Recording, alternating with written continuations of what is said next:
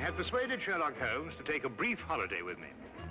As we rumbled through the countryside, it was a comforting thought indeed that for a while anyway, there would be no desperate men at the door of our flat in Baker Street, no life and death cases to solve. Ahead were 4 whole days as suspended and happily uneventful as this train trip.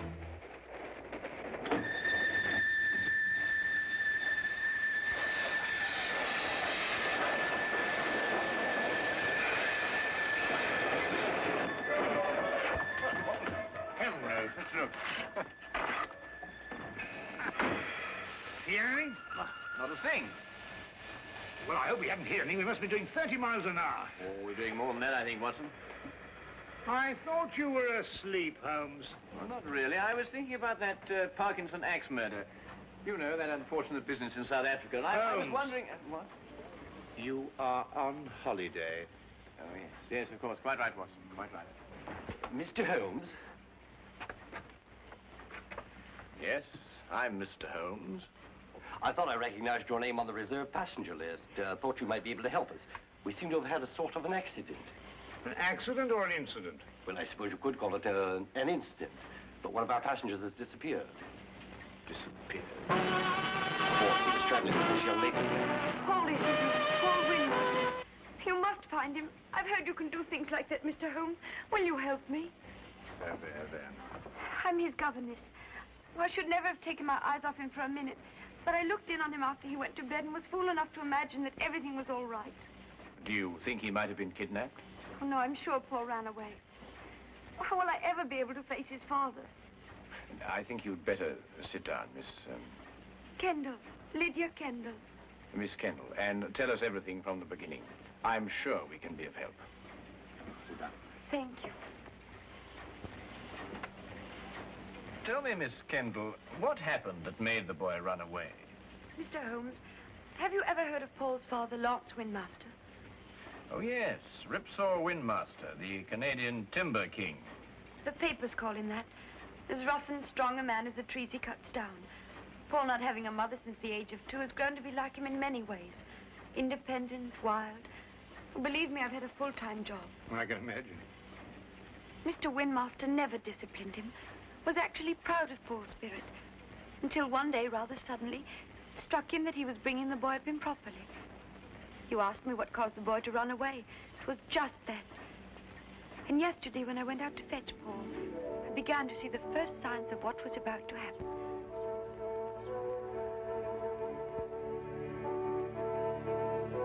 Paul! Paul!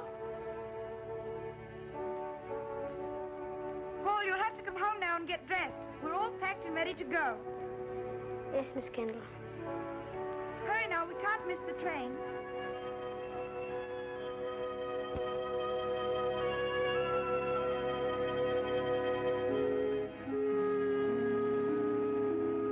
When you arrive at the school, you'll take the boy directly to the headmaster. He's received a full letter of instructions from me, and... Oh, there you are, Paul. Your Uncle Cecil's just arrived to say goodbye to you. Here's wishing you success, Paul. Thank you, sir. You will be taught to be a gentleman. Something which, your mother forgive me, I failed to do. Yes, Father. What have you got there? White mice. White? Now, look here, Paul. You certainly don't intend to take them to school with you. Well, I can't leave them here. Nobody would look after them. Now, that's foolish. Nobody really cares about white mice here, except me. Well, you can give them back to whoever gave you them. You mean Coco? Who? Coco the clown. I'm afraid I introduced him to Coco the day I took him to the circus. They've become rather good friends. Well, I couldn't give them back. He gave them to me as a gift. Paul, I don't care what you do with them, but you can take them with you, and that's final. All right. Leave them here, then. Good boy. Well, you and Miss Kendall had better be off. Well, what's the matter? I don't want to go to school. What? You didn't go to school? Why should I? Times were different when I was young. You don't know what you're saying. I have my horse and my white mice, and Coco and I are supposed to meet next week. You can't run wild all your life. You'll grow up to be a savage. But Lydia could teach me everything I need to know right here.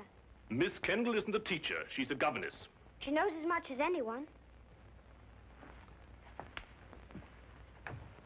Now listen to me, Paul. One day you'll come into possession of everything I own. This estate, my lumber mills, everything. When that day comes, I want you to be equipped to take over. Well, I don't have to go to school for that. And I don't have to wear a tie and jacket either. You'll wear a tie and jacket and you'll like it. And you're starting to school right now. Put me down! I don't want to go to school! I'll run away! Put me down! I'll run away! Well, Miss Kendall, are you coming? Put me down! Put me down! He boarded the train without further protest. The truth is, his attitude seemed to have undergone quite a change. By the time we started out, he behaved almost as if he were looking forward to going to school. But of course, the whole thing was a ruse to put me off my guard. You said before you saw the boy after he went to bed. Now, what time was that? About 8. And what time did you find that he was missing? About an hour later, I heard a thud coming from his compartment and went to investigate. His door was locked from the inside, and I had to get the conductor here to open it for me. How he got out, I don't know, but he was gone. And of course you searched the whole train after that. Oh, every inch of it with the conductor here. I decided to stop the train when we couldn't find him. Oh, Conductor, I believe there's a steep gradient just a few miles beyond Darcy. Yes, there is. Now, how slowly would the train be going at that time, do you think? Oh, about 5 miles an hour. Very slowly, sir. Well, in that case, I suggest that we borrow a cart from a farmer in the vicinity of Darcy and go back and search that area. Yes, sir. I'll take care of it immediately, sir. What was the number of the boy's compartment? 37. Well, Dr. Watson and I'll take a look at it. No, there's no need for you to come with us. I think you better stay here and rest. Now, you mustn't worry. Small boys make a habit of disappearing and reappearing.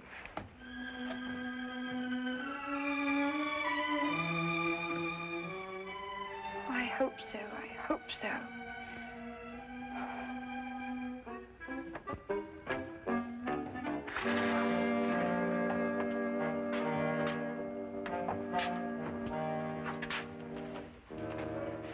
Well, you certainly simplified the search and narrowed down the area to Darcy. Here, Watson, give me a hand with this window, will you? Yes, sir. All the same, this train window. Well, that was the thud Miss Kendall heard, the sound of the window being opened before the boy jumped out. By Jove, you're right. The question is, who helped the boy open the window? Well, it took 2 of us to do it. Exactly. Good heavens, Holmes, do you mean that he must have had an accomplice? Of course he must have. Yes, but who on earth would want to help a little boy to run away? Well, when we know that, Watson, we will have the answer to the problem of the boy who didn't want to go to school.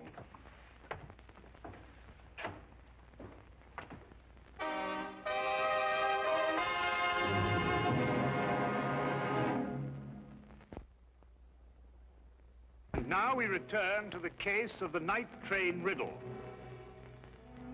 Taking Holmes' suggestion, we borrowed a cart and traced the rail line back to the upgrade near Darcy. We combed the area several times without uncovering a single clue. All of us were soon discouraged and ready to abandon the search. All of us, that is, except Holmes. We've been over this stretch 3 times already, Holmes. Yes, I know, but this is the only place where the boy could have jumped off. But we haven't got a shred of evidence, not a sight of anything, nothing at all. Look, what is it?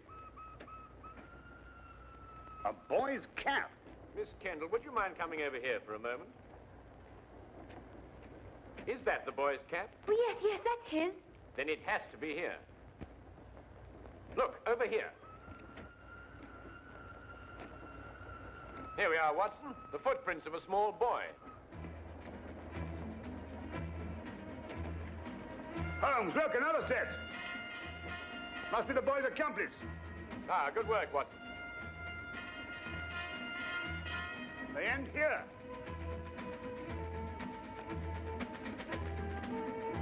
Then it's quite clear what happened. Not to me. Well, they obviously boarded another train, a local, I imagine, traveling in the same direction as we were. We do pull alongside a local here, Mr. Holmes, the up train from Royal Minster. Well, how can they do that? Change trains in midstream, so to speak. Well, obviously, Watson, if both trains were traveling slowly enough. They do. It's possible, entirely possible, Mr. Holmes. Conductor, I think you'd better telegraph ahead and have them stop that train. Yes, sir. Do you think they'll find him, Mr. Holmes? Well, we are near enough to the truth, Miss Kendall, not to have to speculate anymore. We will soon know. We began a hasty return to the night express, aboard which we hoped to catch the local. Holmes insisted that time was of the utmost importance.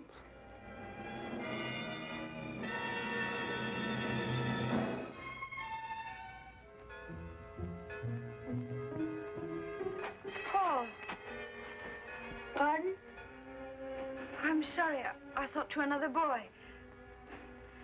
Perhaps the next compartment. This is the last one, miss.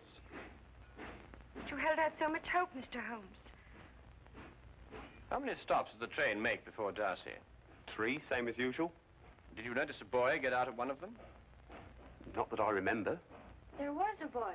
I talked with him. He got off with his father at Manborough. Are you sure? Yes, there was that pair. Blimey, I clean forgot. What did the father look like? Medium-sized, grey hair, ordinary face. Wait, I noticed when I inspected his ticket there was something about his fingertips. They were red. Red? Yeah. I thought it was strange at the time. That's most observant of you, Conductor. That proves it, Watson. Holmes, do you know who he is? Of course. Coco the clown. Coco the clown? He was the boy's friend. But more than that, there's the red fingertips. The significance of which completely escapes me. Rouge, Watson, the same kind of clown uses. He was evidently in a great hurry to catch the train. He didn't have time to remove it all. Oh, if you're only right, Mr. Holmes. And unless I miss my guess, we'll find them both in Manborough now.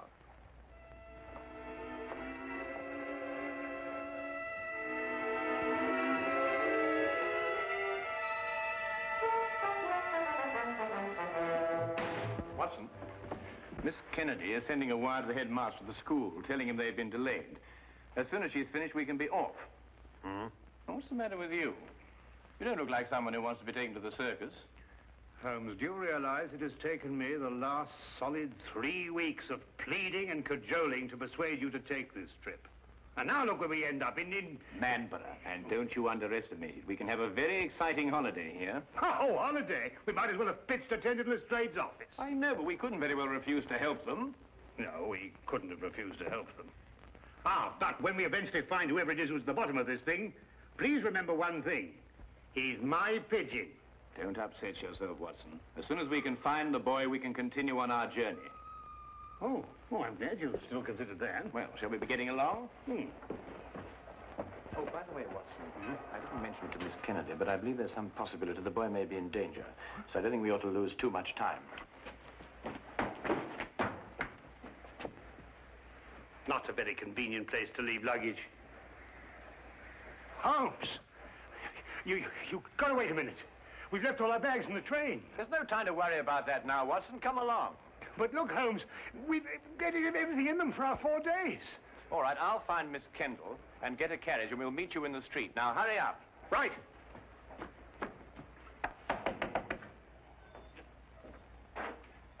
Could you tell me if the night express has gone yet? It had to switch back to the main line. I wondered if it was still in the yard somewhere.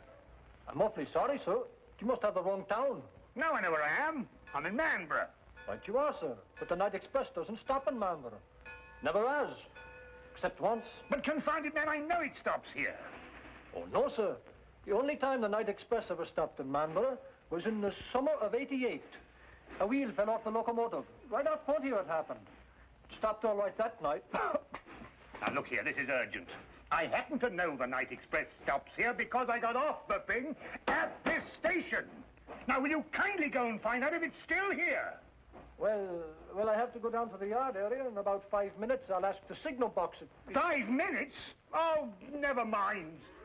Watson, come along. The carriage is waiting. But...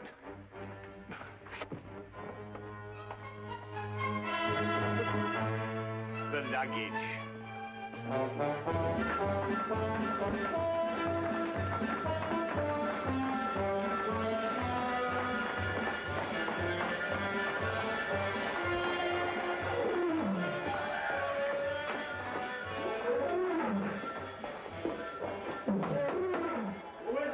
Cecil, open up.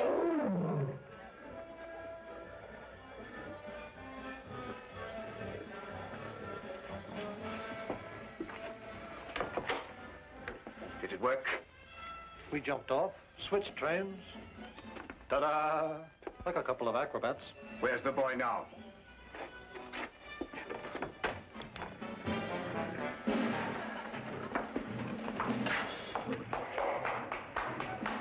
Exactly where I want him.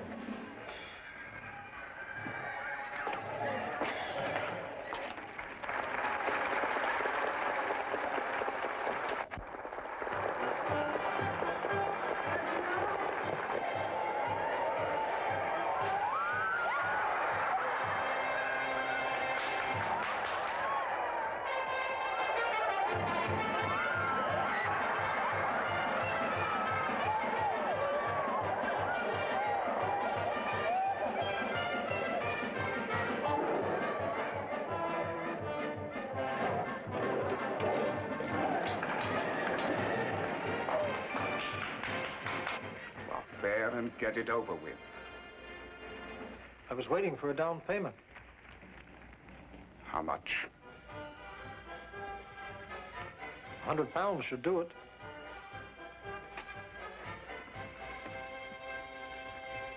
That's cheap enough to show you good faith.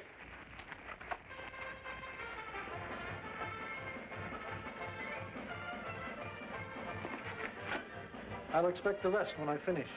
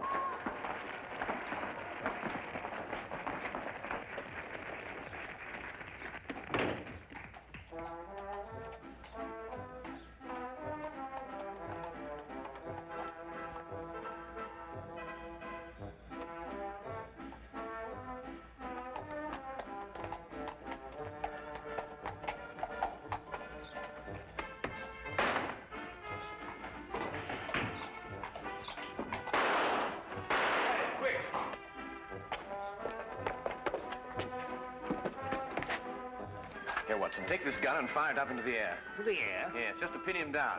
What are you going to do? Well, I'm going to find out who he is and why he's trying to keep us from the boy. Well, go on, Watson, fire it. Sorry, Holmes. This one's mine. What? Watson! Watson, here! Fire it, Holmes. Fire it! Oh, very well.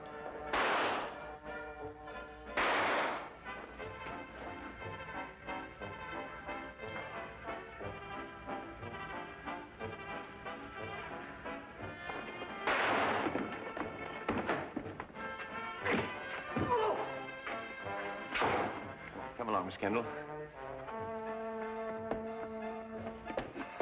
Watson, you're a fool to have taken such a risk. No, with you covering me, I couldn't miss. Get up.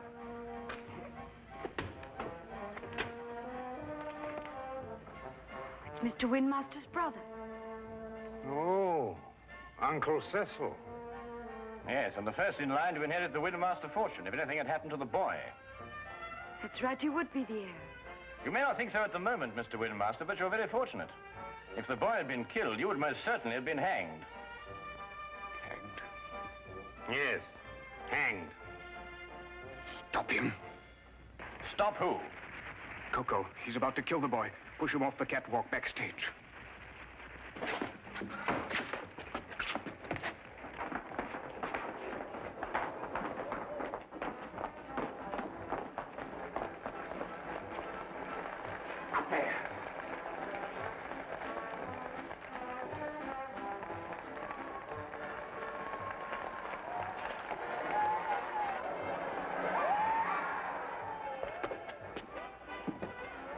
Coco?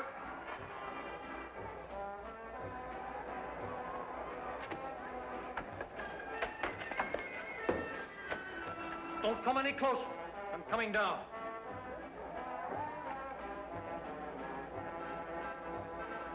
You'll never get out of here.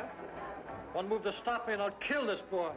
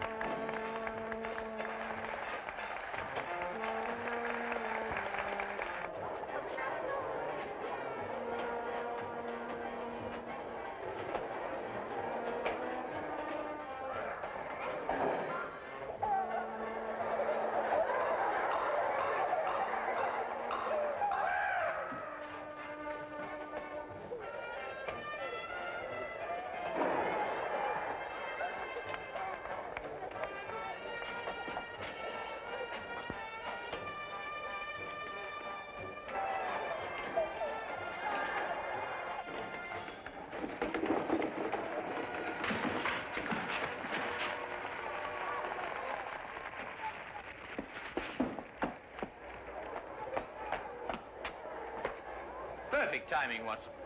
Yes, wasn't bad, even though I do say so myself. He wanted to kill me, and I thought he was a friend. Well, that should teach you a lesson, Paul. No one's a friend who encourages a boy to run away from school. Why, what would have become of Dr. Watson here if he hadn't gone to school? Well, it's very simple. He'd never have been able to accomplish that trick. But all he did was to... In dropping that counterweight, young man, I had to know the speed of falling objects, the theory of weight and counterweight, and of stress and resistance. Now, if I hadn't studied physics, there's no telling what might have happened to you. I never thought of that. No, of course not. Well, just you think of it from now on.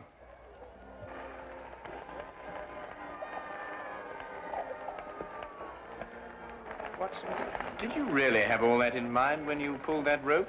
Oh, I would believe it, of course. Oh, did you? Uh-huh. Come on, you. And you.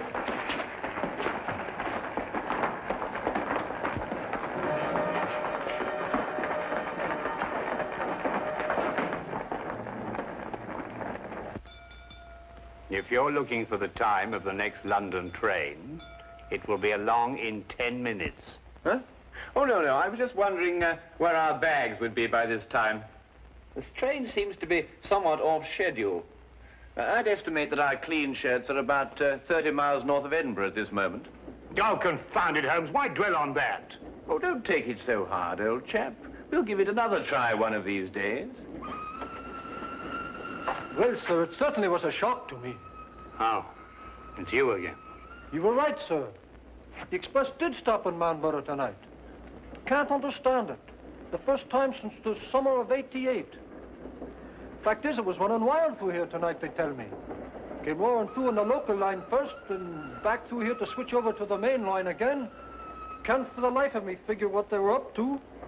Left a couple of bags on our platform. No hint of a reason, just found them there. A couple of bags, did you say? Why, yes, sir. A suitcase-like. Don't know anything about them. One marked JW and the other SH. Suppose we'll have to keep them in the office for the 30 days required. My dear sir, if you'll just lead me to your office, I think I can relieve you of those suitcases within 30 seconds. My name is John Watson. Mine will be the one marked JW. Oh, you mean, I say, and this here gentleman is SH? Yes. This is my friend, Samuel Higgins. Ah, well, in that case, sir, if you'll come along to the office and identify the contents, I'd be glad to get them off my hands.